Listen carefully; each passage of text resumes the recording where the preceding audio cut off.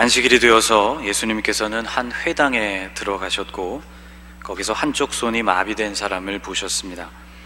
이 회당 안에는 예수님이 하시는 사역 그리고 주님이 선포하시는 말씀을 영 못마땅해 하는 사람들이 있었고 그들은 예수님을 곤경에 빠뜨릴 수 있는 기회만을 엿보고 있었습니다. 안식일이라는 날짜와 손이 마비된 사람이라는 상황은 예수님을 시험할 수 있는 아주 좋은 조합이었습니다. 안식일에 사람을 고치는 장면을 회당 안에 있는 모든 사람들이 보게 된다면 예수님이 율법을 얼마나 가볍게 여기는 사람인지를 증명할 수 있었을 것이기 때문이죠. 그래서 예수님께 그들은 이렇게 물었습니다. 한쪽 손 마른 사람이 있는지라. 사람들이 예수를 고발하려 하여 물어 이르되 안식일에 병 고치는 것이 옳으니까. 질문을 받으신 예수님은 안식일에 구덩이에 빠진 양을 어떻게 하는 것이 좋겠는지를 오히려 그들에게 되물으셨습니다. 그리고 끌어내는 것이 옳지 않겠느냐고 답하셨죠. 11절을 같이 한번 읽어보겠습니다. 예수께서 이르시되 너희 중에 어떤 사람이 양 한 마리가 있어 안식일에 구덩이에 빠졌으면 끌어내지 않겠느냐.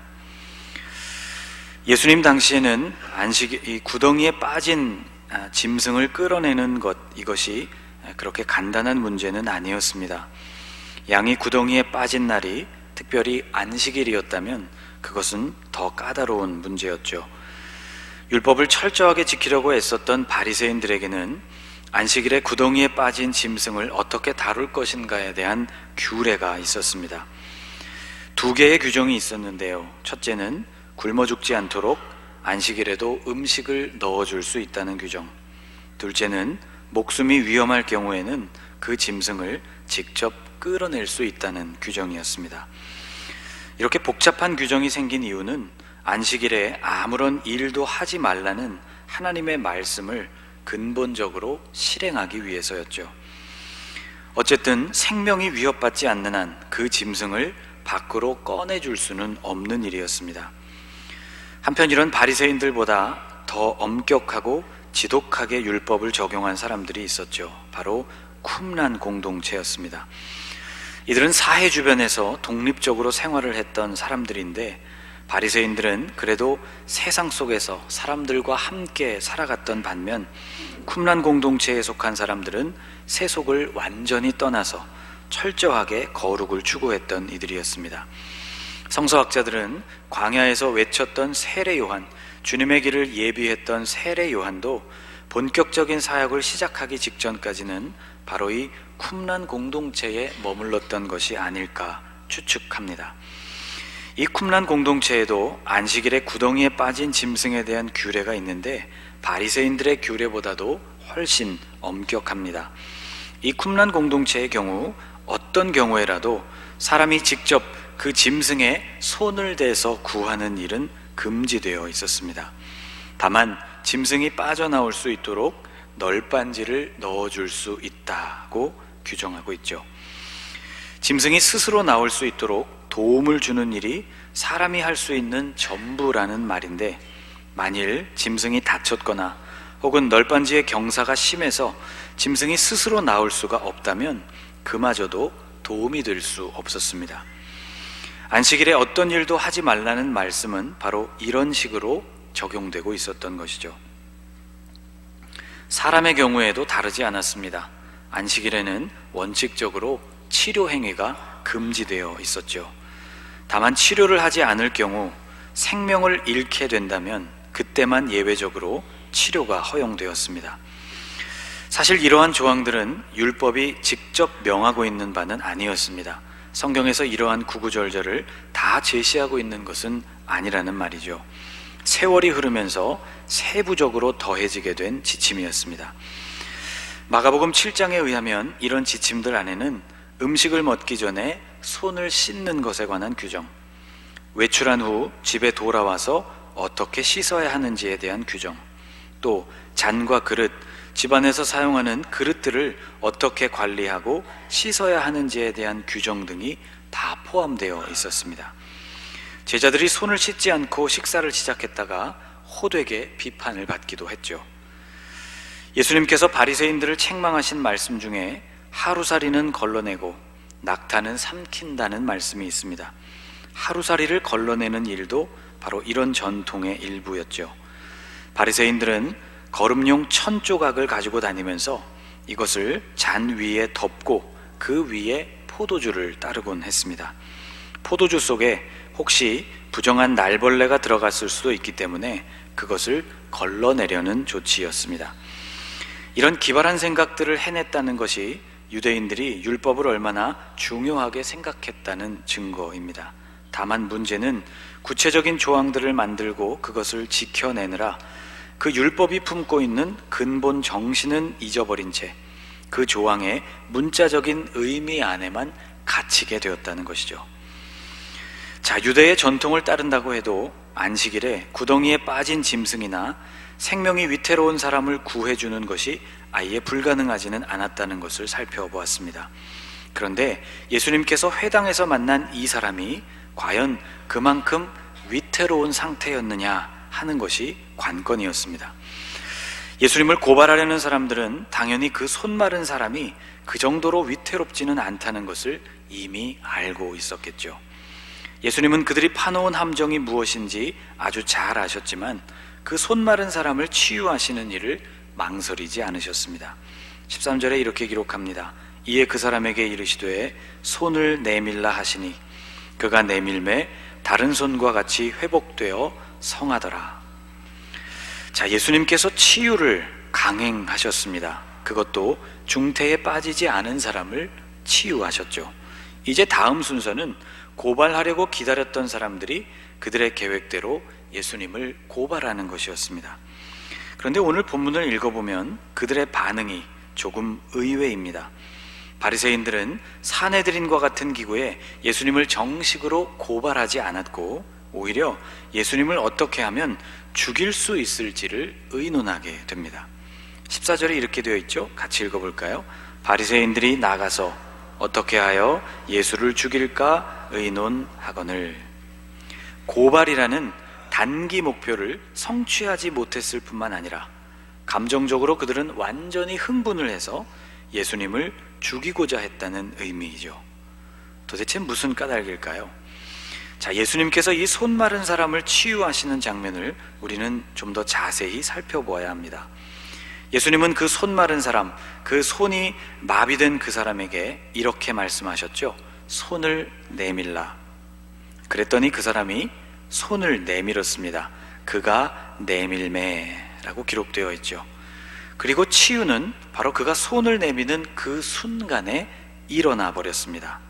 자, 이게 무슨 상황인가 하면 예수님은 첫 번째, 내가 당신을 치유해 주겠다고 말씀하신 일도 없었고, 둘째로 더구나 그 사람에게 직접적인 어떤 치료 행위를 한 것도 아니었다는 뜻입니다. 주님은 그저 그에게 손을 내밀라고 말씀하셨을 뿐이고 그 사람도 그저 그 말씀대로 손을 내밀었을 뿐이었다는 것이죠. 예수님은 이 사람의 몸에 손을 대거나 하시지 않았다는 것입니다. 사실상 겉으로 보이는 어떤 치료 행위도 실제로 하지 않으신 것이기 때문에 안식일에 해서는 안 될 노동에도 해당되지를 않았던 것이죠. 치유가 이루어지는 것은 분명했지만 고발하려고 했던 바리새인들은 주님께로부터 그 어떤 혐의나 증거를 제시할 수 없게 되어버린 것입니다. 여러분, 고발하려고 했던 이 사람들이 얼마나 분하게 생각했을지를 한번 상상해 보십시오. 그들이 즉시 밖으로 나가버렸다는 일과 고발 정도가 아니라 아예 주님을 죽여버리자고 의논한 것이 충분히 이해가 됩니다. 예수님은 고발하려던 사람들의 집요한 방해, 그리고 그들에 의해서 세밀하게 설계된 덫을 피해서 기어이 그 손 마른 사람을 고쳐주시고야 말았습니다. 그 이유는 단순했습니다. 12절 말씀에 그 이유가 나오는데요, 같이 한번 12절을 읽어보겠습니다. 사람이 양보다 얼마나 더 귀하냐, 그러므로 안식일에 선을 행하는 것이 옳으니라 하시고. 안식일에 사람을 고치는 일이 안식일에 어울리는 당연한 선행이라는 말씀이죠. 마태복음을 기록한 마태는 긍휼이 넘치고 있는 이런 예수님의 모습이 이사야 선지자를 통해서 말씀하신 예언의 성취라고 보았습니다. 20절이 이렇게 되어 있죠. 상한 갈대를 꺾지 아니하며 꺼져가는 심지를 끄지 아니하기를 심판하여 이길 때까지 하리니. 주님은 상한 갈대를 꺾지 않으신다고 했습니다. 여러분, 이게 무슨 뜻일까요? 인용되고 있는 이 말씀은 이사야서 42장 3절 말씀입니다. 상한 갈대를 꺾지 아니하며 꺼져가는 등불을 끄지 아니하고 진실로 정의를 시행할 것이며. 여기 본문에 등장하고 있는 갈대라는 단어는 히브리어 카네라는 단어입니다. 헬라어로는 칼라무스라고 번역된 식물이죠. 갈대라고 말하고 있지만 우리가 흔히 보아온 그런 갈대와는 조금 다른 종류입니다. 이스라엘에서 자라는 갈대는 굵기가 엄지손가락 정도가 되고 자라나는 높이는 2m 정도로 매우 높이 자라는 식물입니다. 꽤 단단하고 곧게 자라는 식물이죠. 이 갈대는 이스라엘에서 여러 가지 용도로 쓰였습니다. 우선 막대기로도 쓰였죠. 로마 군인들이 예수님을 조롱하고 또 때리는 데 사용한 갈대가 바로 이 갈대 칼라무스였습니다. 마태복음 27장에 예수님이 고난받으시는 장면을 이렇게 기록하고 있죠. 가시관을 엮어 그 머리에 씌우고 갈대를 그 오른손에 들리고 그 앞에서 무릎을 꿇고 희롱하여 이르되 유대인의 왕이여 평안할지어다 하며 그에게 침 뱉고 갈대를 빼앗아 그의 머리를 치더라. 예수님의 머리를 친 갈대는 얇은 회초리 정도가 아니라 막대기였다는 것을 알 수 있습니다. 엄지손가락 굵기의 막대기로 머리를 맞으셨으니 상당히 고통스러우셨을 것이 분명하죠. 또 이 갈대는 자로도 사용되었습니다. 갈대의 모양이 곧고 또 길었기 때문에 길이를 측정하는 도구 자로 쓰이기에 제격이었죠. 이렇게 만들어진 자는 헬라 문화권 안에서 카논이라고 불렸습니다. 갈대가 카네인데 그 갈대로 만들어진 자를 카논이라고 불렀던 것이죠. 이 카논이 미술 분야에서 사용되면 이상적인 인체의 비례, 조화를 가장 잘 이루고 있는 인체의 비례를 뜻하고, 음악에 사용되면 주제가 되는 기본 선율이 앞과 뒤에 일정하게 나오는 규칙적인 형태를 띤 그런 형식을 의미합니다. 영어로는 캐논이라고 읽죠. 같은 이름의 카메라 브랜드도 있습니다. 카메라의 표준이다, 그런 의미로 지어진 이름이 아닌가 싶습니다. 성경을 정경이라고 말할 때, 성경이라고 말할 때에도 이것을 카논이라고 말합니다. 많은 기록물들 가운데에서 표준이 되는 성서라는 의미이죠. 갈대는 이 외에도 피리를 만드는 재료로도 쓰였다고 합니다. 이 피리는 주로 목자들이 가지고 다니는 목자의 소지품이었죠. 들에서 많은 시간을 보내야 하는 목자는 갈대에 구멍을 내서 피리를 만들어서 무료한 시간을 달래곤 했습니다. 그런데 이 피리의 약점은 바로 내구성이었습니다. 건조한 지역에서 이 피리를 오래 보관하다 보면 이 피리는 갈라지기도 하고 부서지기도 했죠. 그런데 목자들은 새로운 갈대로 얼마든지 피리를 만들 수 있었지만 손때 묻은 그 피리를 고쳐서 쓰는 일이 훨씬 더 많았습니다. 목자 스스로가 재료를 선별하고 정성을 들여서 구멍을 뚫고 오랜 시간을 연주하면서 정이 든 악기였기 때문이죠. 갈대로 무엇을 만들었건 그것이 상하고 그것이 고장이 났다면 다시 새로운 갈대를 구하면 그만입니다.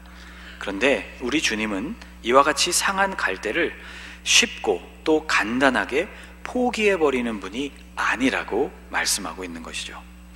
여러분, 이 갈대는 우리와 닮아 있습니다. 흔하게 발견된다는 점과 또 그것이 쉽게 상한다는 점에서 그렇죠. 여러분, 우리는 70억 인구 가운데 단 한 사람에 불과하고 매우 쉽게 상하고 상처받는 존재들입니다.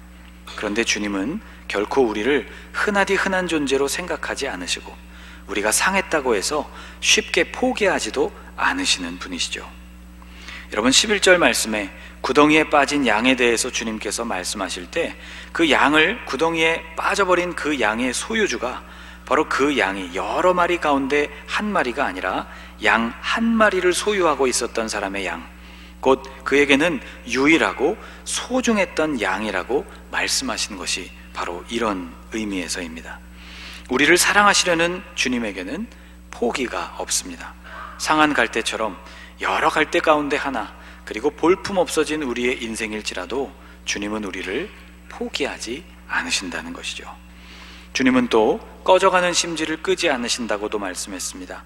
20절을 제가 다시 읽어보겠습니다. 상한 갈대를 꺾지 아니하며 꺼져가는 심지를 끄지 아니하기를 심판하여 이길 때까지 하리니. 여기 등장하는 심지라는 단어는 원래 성경인 이사야서 42장 3장에 나오는 등불보다도 더 구체적인 표현입니다. 꺼져가는 심지를 이라는 부분에 아마 여러분이 가지고 계신 성경에도 주가 달려있을 텐데요. 여러분 성경 하단을 보시면 연기나는 3대를 이라고도 번역할 수 있다고 되어 있을 것입니다. 심지와 3대가 무슨 관련이 있을까 싶지만 3대가 바로 심지의 재료가 되는 것이죠. 등불의 재료는 기름과 심지라고 말할 수 있습니다. 심지에서 연기가 나는 경우는 등불이 꺼져갈 때이죠. 심지를 타고 올라오는 기름이 다 닳게 되면 마지막으로 심지가 타들어가면서 연기가 납니다. 양초의 경우도 마찬가지이죠. 파라핀이 다 없어지면 맨 마지막으로 심지가 타면서 연기가 납니다. 타들어간 심지는 짧아져서 쓸모가 없게 되죠. 그래서 심지를 살리기 위해서는 기름이 다 닳기 전에 기름을 보충해 넣거나, 그것도 아니라면 미리 꺼뜨려야만 합니다. 그러니까 심지, 꺼져가는 심지를 끄지 않는다는 의미는 아직 남아있는 불꽃을 미리 꺼뜨리지 않는다는 의미, 곧 심지를 버리게 되는 한이 있더라도 끝까지 그 불을 포기하지 않는다는 의미가 되는 것이죠. 여러분, 주님은 끝까지 기다리시는 분, 우리를 향한 희망을 결단코 포기하지 않으시는 분이라는 것이 이 말씀 안에 들어있는 의미입니다. 사랑하는 여러분, 우리 주님은 이런 분이십니다. 이런 주님의 성품은 우리로 하여금 주님을 바라보고 또 주님을 사모하기에 충분하죠. 오늘 본문 20절과 21절이 이렇게 이어지고 있습니다. 상한 갈대를 꺾지 아니하며 꺼져가는 심지를 끄지 아니하기를 심판하여 이길 때까지 하리니. 21절 같이 읽어볼까요? 또한 이방들이 그의 이름을 바라리라 함을 이루려 하심이니라. 상한 갈대를 꺾지 않으시고 꺼져가는 심지를 끄지 않으시는 주님이시기 때문에 이방에 있는 모든 백성들까지 예수님의 그 이름을 바랄 수가 있게 될 것이라는 선언입니다. 이 놀라운 선언은 아시아 땅 한반도에 살고 있는 우리에게도 적용이 되었습니다. 오랫동안 기다려주신 주님의 긍휼로 인하여서 오늘 저와 여러분도 주님 앞으로 나올 수 있게 된 것이죠. 여러분, 강림절기 마지막 주일을 우리가 맞고 있습니다. 우리가 주님을 기다리는 것보다 주님께서 우리를 기다려주시는 정도가 훨씬 더 크고 오래되었다는 것을 기억하십시오. 손을 내밀라고 말씀하시는 주님께 오늘 우리가 주님을 사모하는 마음으로 믿음으로 손을 내미실 수 있기를 축복합니다. 상한 갈대처럼 깨어진 우리를 고쳐주시는 주님, 꺼져가는 심지처럼 위태위태한 우리이지만 결코 우리를 포기하지 않으시는 주님, 구덩이에 빠진 양처럼 무기력한 우리에게 능력의 팔을 내미시는 그 주님, 그 주님께 손을 내밀어 그 주님을 경험할 수 있는 강림절기가 되실 수 있기를 주님의 이름으로 축복합니다. 기도하겠습니다. 예수님, 당신은 상한 갈대를 꺾지 않으시는 긍휼과 자비의 주님이십니다. 꺼져가는 심지를 미리 꺼뜨리지 않으시는 인내와 사랑의 주님이십니다. 오늘 우리가 예수님 당신을 알며 그 안에서 구원을 누리고 있음이 얼마나 감사한 일인지를 생각해 보았습니다. 이방들이 주님의 이름을 바라리라는 이 말씀을 오늘 우리에게도 성취하여 주시니 감사합니다. 강림절 마지막 주일을 보내고 또 성탄절을 기다리고 있는 우리가 주님께 손을 내민 이 사람과 같이 마비되고 구부러져 심히 부끄러운 우리의 심령과 믿음을 주님께 내미우니 주님 받아주시고 곧게 펴주옵소서. 구원의 이름 예수 그리스도를 온전히 바라보는 우리 모두의 생애가 되게 해 주옵소서. 예수님의 이름으로 기도하옵나이다. 아멘.